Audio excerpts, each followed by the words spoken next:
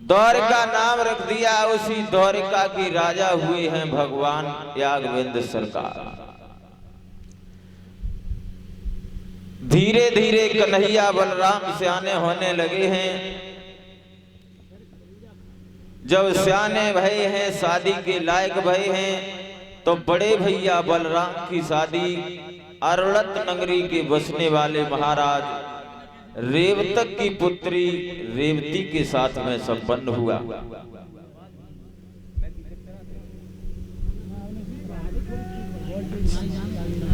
प्यारे सज्जनों, जिस समय बलराम की शादी रेवती के साथ में संपन्न हुई, उसके बाद में नंबर आया है भगवान कन्हैया का। तो भगवान कन्हैया का विवाह कब और कैसे और किसके साथ में हुआ?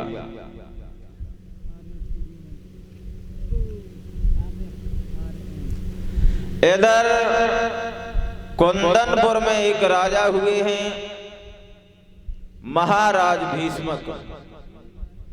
बड़े ही अच्छे राजा हुए, बड़े ही आदर्श राजा हुए, जो प्रजा को पुत्र की तरह से पालने वाले महाराज भीष्मक, जिनके घर में किसी बात की कोई कमी नहीं थी। 5 पुत्र हैं, लेकिन घर में कोई संतान यानी लड़की पैदा नहीं हुई। और जब लड़की पैदा नहीं हुई तो महाराज भीष्मक बड़े प्रसन्न यानी दुखी हुए। 5 पुत्र हैं, लेकिन घर में कोई लड़की नहीं है। और ये बात सत्य भी है लोगों, जिस घर में लड़की नहीं होती है वो घर नहीं शमशान के बराबर होता है। लेकिन देखा होगा आप लोगों ने, लड़कों को सबकी जरूरत है, लड़का 4 हो जाए लेकिन बिटरिया एक ही हो। लेकिन प्यारे सज्जनों, मैं तो यही सोचा करता हूं,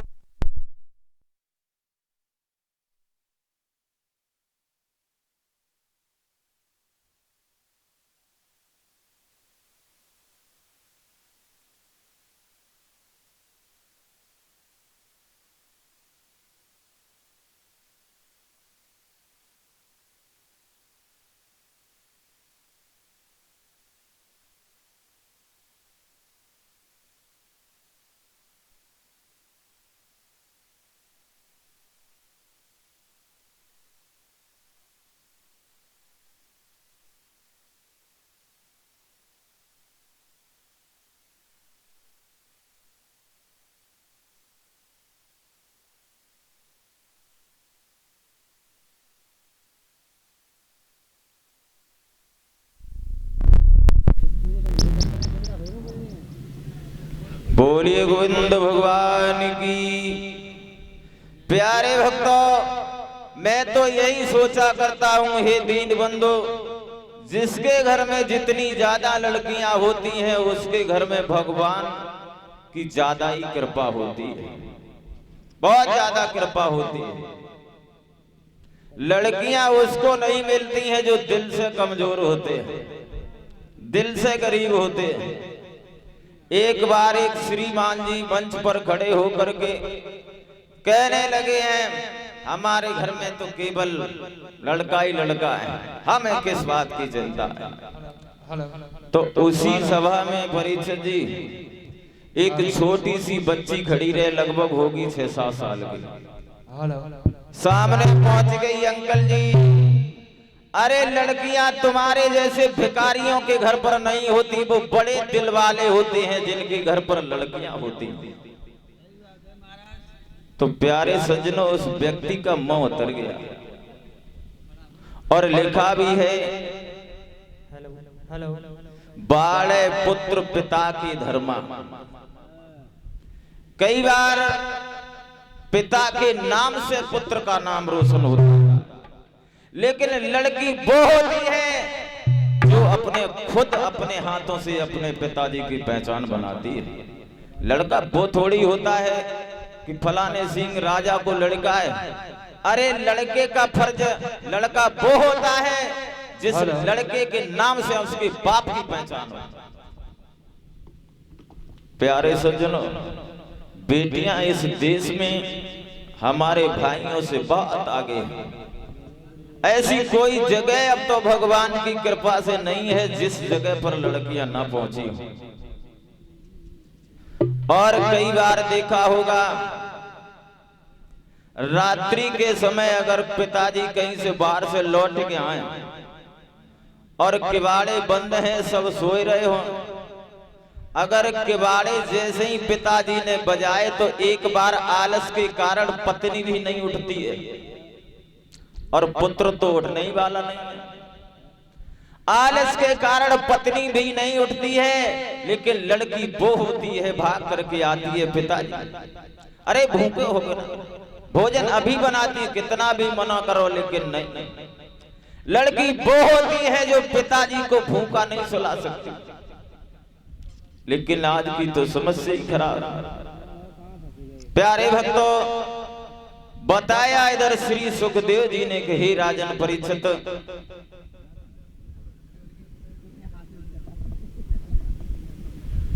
बताया श्री सुखदेव जी ने कि हे राजन परीक्षित, महाराज भीष्मक सोचने लगे घर में 5-5 पुत्र हैं।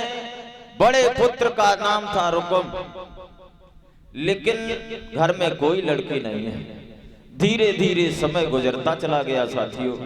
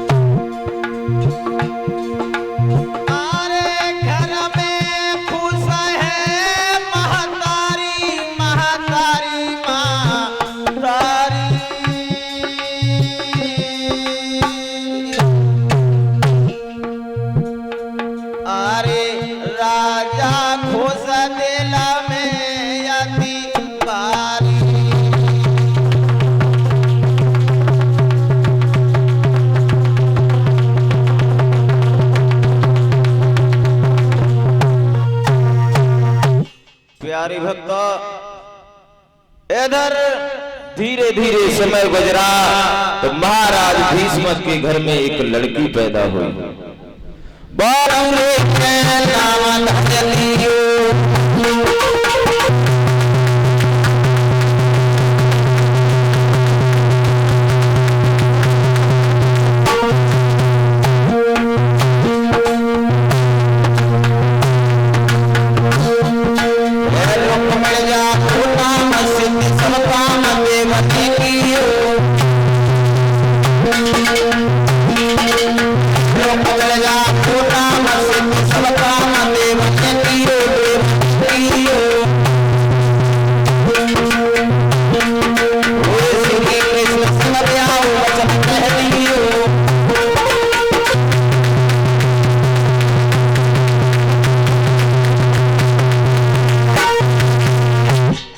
प्यारे सज्जनों, जैसे ही भीष्म उस कन्या को लेकर के आए हैं, जैसे ही कन्या की हस्तरेखा देखी है, देवर्षि नारद कहने लगे भीष्म का ये लड़की लड़की नहीं, ये तो साक्षात देवी है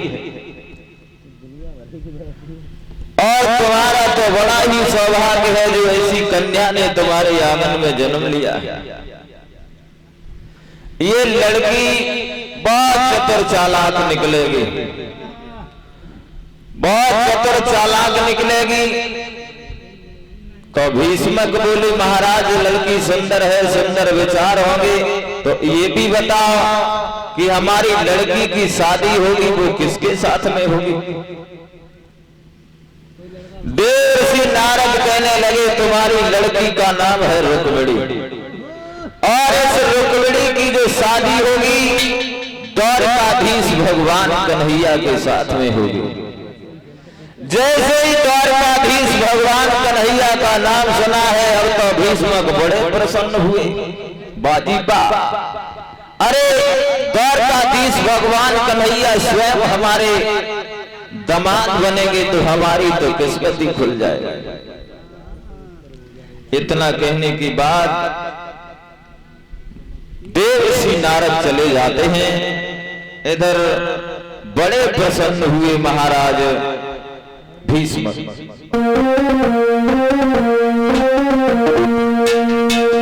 प्रसन्न हुए आरे नारद बासे चल गए मागाना लाधारी।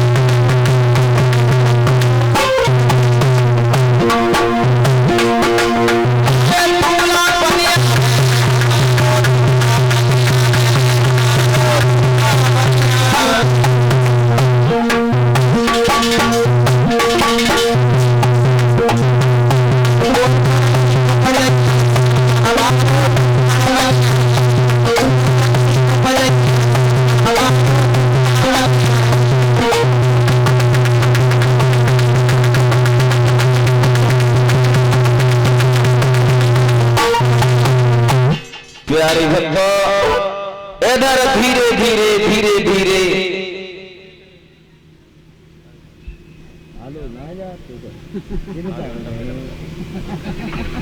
इधर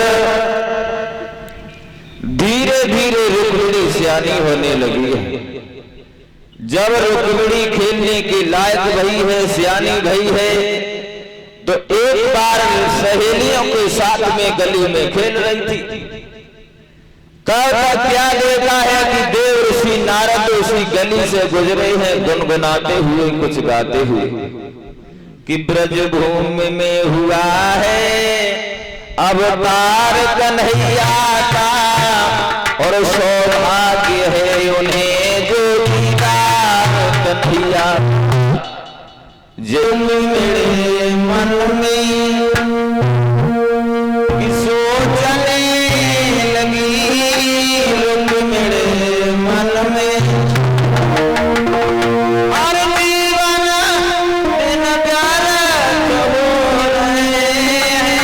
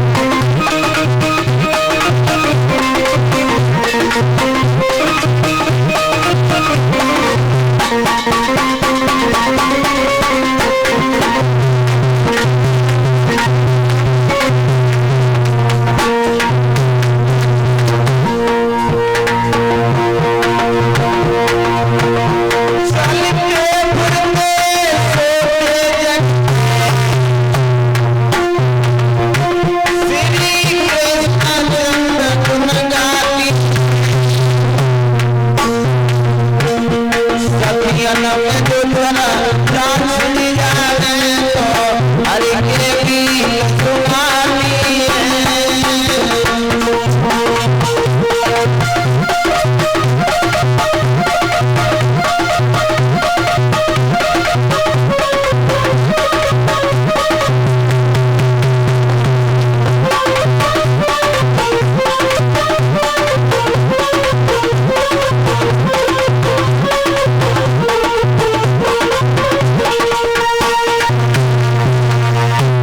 प्यारी भक्तों, इधर जैसे ही रुक्मिणी ने सुना है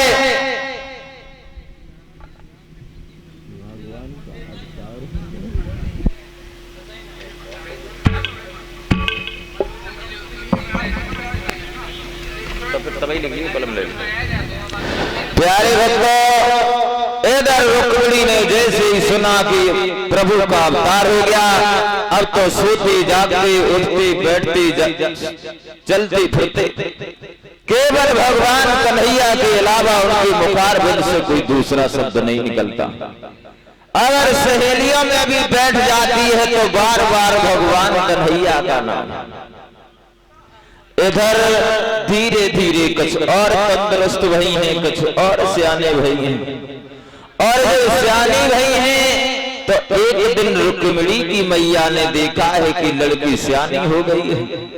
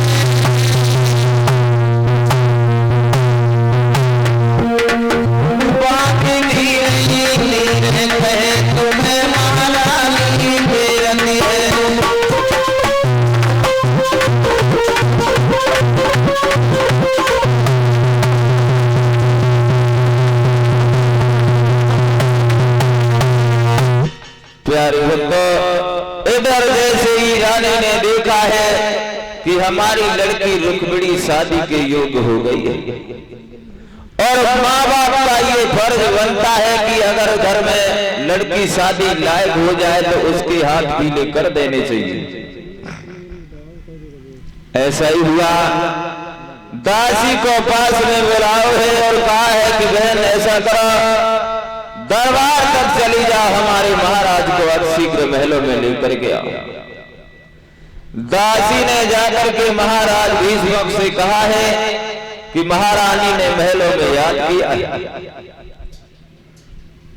दासी के कहने पर महाराज भीष्म जिस समय महलों में आए हैं तो महारानी ने बड़े सुंदर से आसन पर बैठा लिया।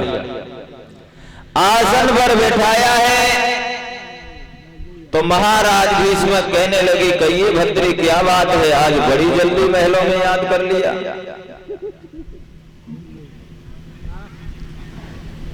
तो महारानी आगे बढ़ी हैं और हाथ जोड़ करके कहने लगी, महाराज आप नहीं जानते हैं, आपको नहीं पता है, अब बिटिया सियानी हुई गई है महल में, मेरी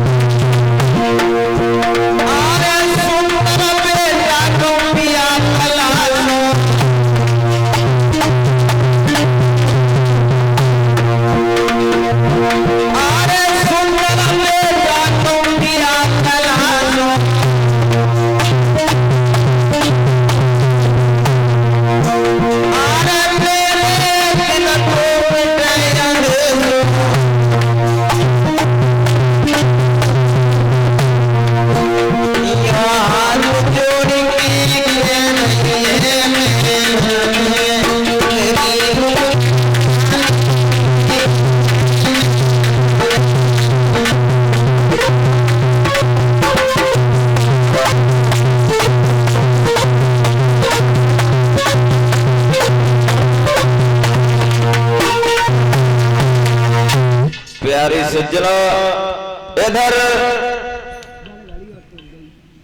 जैसे ही महारानी ने कहा है महाराज लड़की सियानी हो गई है, शादी के लायक हो गई है, ऐसा करो कहीं अच्छा घर पर देखो जिससे कि लड़की की शादी हो जाए। महाराज भीष्म कहने लगे भद्रे बिल्कुल चिंता न करो, मैं अभी जाता हूं दरबार में, लड़की की शादी के बारे में विचार करेंगे।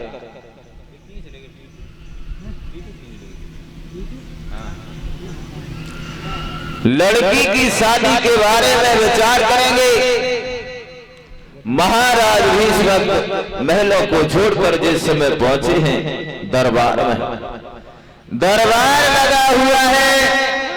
सभा में खड़े होकर के कहने लगे, सभा के लोगों, हेलो, आप लोगों को ये अवगत होगा कि हमारे घर में बड़ी ही सुंदर कन्या है जिसका नाम है रुक्मणी। रुक्मणी बहुत सुंदर है हमारी कन्या, और अब शादी के योग्य हो चुकी है। और हम ये चाहते हैं, हमारी इच्छा है कि आप ही लोग फैसला करो हमारी लड़की की शादी कहाँ की जाए, किसके साथ में की जाए। तब तक एक खड़ा हो गया, महाराज। हाँ,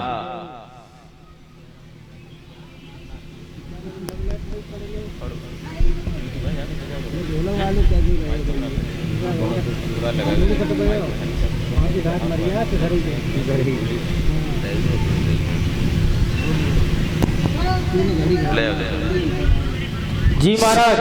हाँ, जब बताओ बेटी की उम्र कितनी हुई है? बेटिया की उम्र कितनी हुई है? पहले ये बताओ लड़की की शादी की जाए किसके साथ में की जाए? सबसे बढ़िया महाराज बताया। हाँ, हमें सबसे बढ़िया हमें ही लगता है। शर्म ना आ रही है तुम्हें बिल्कुल? शीशा मुंह देखो है तो नाक पहुंची भी तो सहूर ना है, और रुक्मिणी के संग ब्याह करेगा। क्यों? तो महाराज है लोहे का, लेकिन है न सुंदर। कौन है, क्या नाम है, कहाँ का रहने वाला है? बहुत सुंदर है महाराज। अरे बहुत सुंदर तो है, बताओगे तो? बताए महाराज, बताए दें, दिखाए दें। बताइए दे और दिखाई दियो तो ज्यादा अच्छी बात। देखो मंदिर पठाड़े कैसे रहे।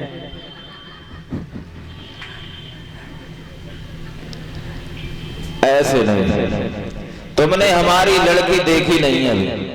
हमारी लड़की बहुत सुंदर है। हमारी लड़की की उम्र है 20 साल, 20, और लड़के की उम्र होना चाहिए 25 साल। तो महाराज बताया। हाँ, देखो तो एक तो चिल्ला पत्ता। जब बताओ 5-5 साल के 5 ढूंढ लो तो। मंत्री क्या कहा? महाराज पागल हो गया? ऐसे हुआ सुनो तो। हाँ, अब 5-5 साल के 5 ढूंढ लो, कोई बात बनी बिगड़ जाते हैं तो एक लड़का चाहिए हमें 25 साल का। 25 हो ना गए। अरे 5 लड़का थोड़ी चाहिए, एक लड़का चाहिए जिसका उम्र हो 25 वर्ष। अगर एक उम्र ही है तो 4 बने रहे, बेटी जिंदगी अच्छी कटे।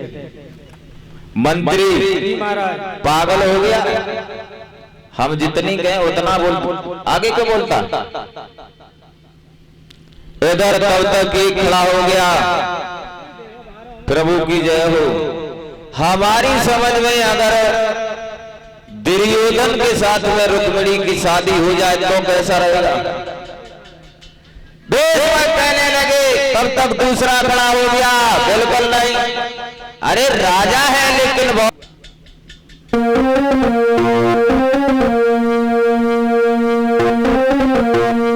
तो खाड़े हुई बारी बारी से, और राजन के नाम सुनाने लगे।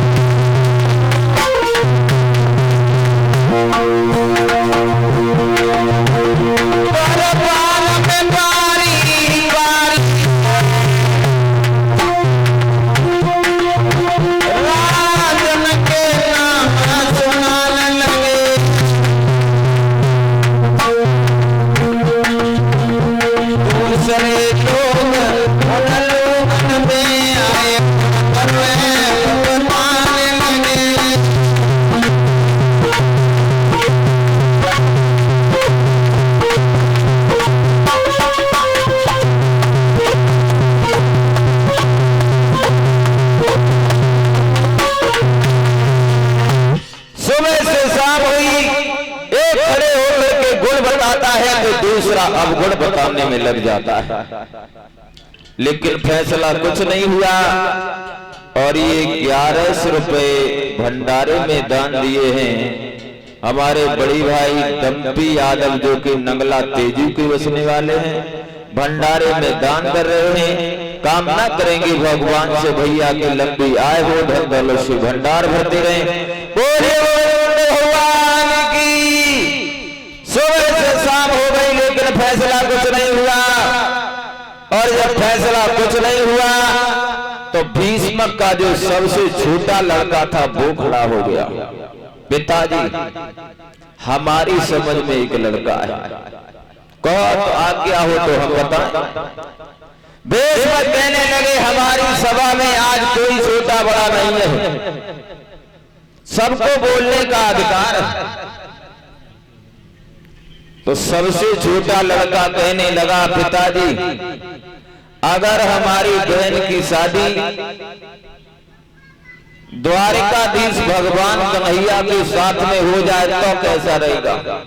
तो महाराज भीष्मक गद्दी से कूद पड़े, बेटा अरे तो तुमने हमारे मां की बातें छीन ली। अरे ये तो बचपन में ही देव ऋषि नारद ने बताया था कि तुम्हारे घर में द्वारकाधीश भगवान कन्हैया तुम्हारे दामाद बन करके आएंगे। और जैसे ही कन्हैया का नाम सुना है, अब तो जो भीष्मक का बड़ा लड़का था वो खड़ा हो गया, पिताजी।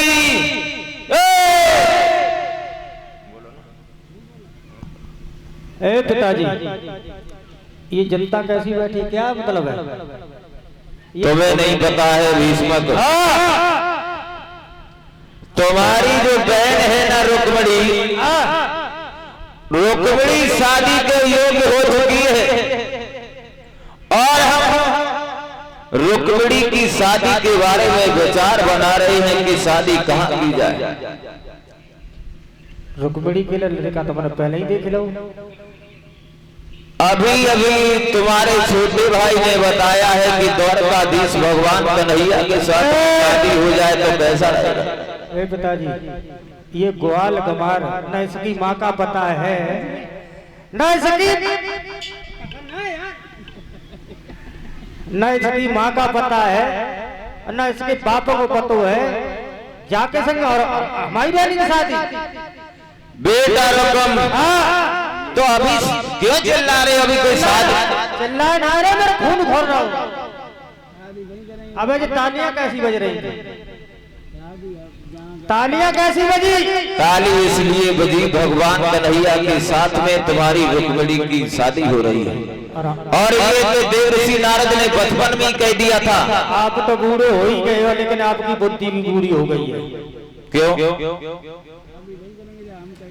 जहाँ शादी, जहाँ हम कहेंगे वहाँ शादी होगी रुक्मिणी की। तो रुकुम क्यों चिल्ला रहे हो?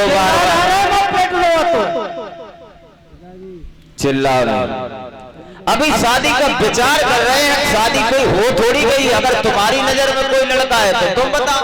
हमारी नजर में है? कौन है? कहाँ का रहने वाला है? बहुत सुंदर लड़का है, बहुत पैसे वाला है और बलशाली भी है। अरे तो नाम तो बताओगे? लेकिन बताएं, हाँ। वो रिश्ते में हमारा साला है। रुको, क्या कर रहे हो? आज तक ऐसा नहीं हुआ। क्यों? तुझे ये बात बोलने से पहले बिल्कुल भी शर्म नहीं आई? ये बुढ़े का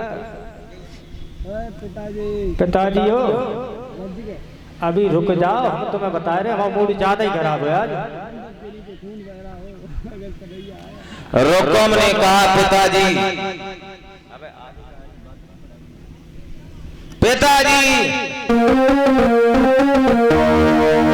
आरे सुनी बाबुल के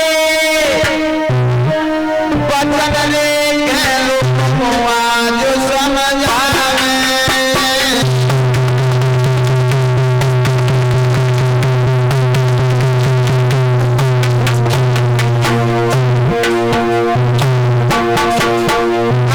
सुनी बाबुल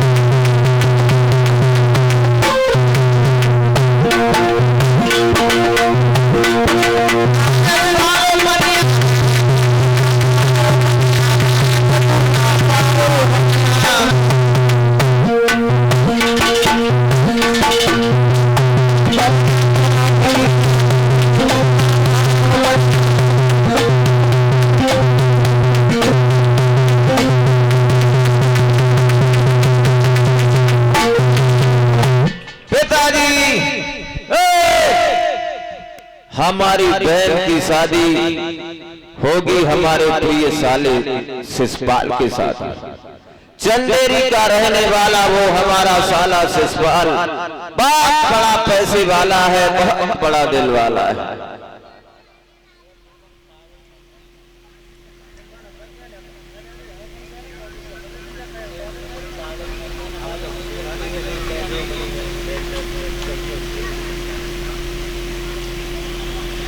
प्यारे भक्तों, जैसे ही शिषपाल का नाम सुना है तो भीष्म सर को पकड़ करके रोने लगे। बेटा रुकम, कहिए पिताजी, ये तुम क्या करने जा रहे हो? अरे हम अपनी समझ तो ठीक ही कर। क्या करने जा रहे हो तुम्हें नहीं पता है बेटा? बेटा रुकम, तुम्हें नहीं पता है हमारे कोई 2-4 लड़कियां नहीं है।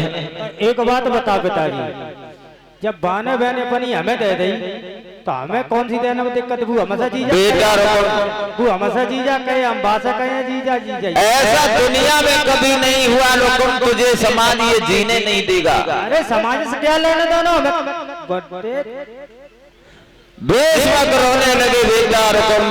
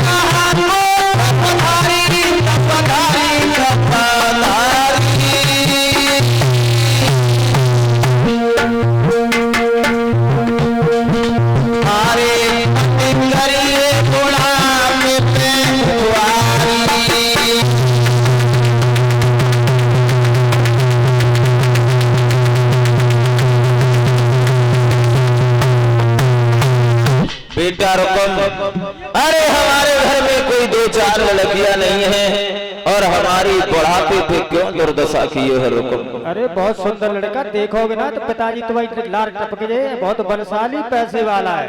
मान जाओ बेटा रुकम। क्या मानना है? क्या मानना है? क्या मतलब करो ना बुड्ढे। रुकम कहने लगे पिताजी, अगर हमारे तुम पिता ना होते हाँ तो जो बठिया में घुसे लगा यहाँ चाहिए। बेटा रुकम, अगर तुम भी हमारे पुत्र नहीं होते तो जिंदा जमीन में गड़वा देता। मुझसे कहते हैं रुकम भीष्म। एक बात बताया था पिताजी, अगर आज तुम हमारे पिता ना होते तो जब बठिया में घुसे तुम में लगा यहाँ से देते। बेटा रुकम, चीखो मत। ऊंची आवाज में कम बोलो।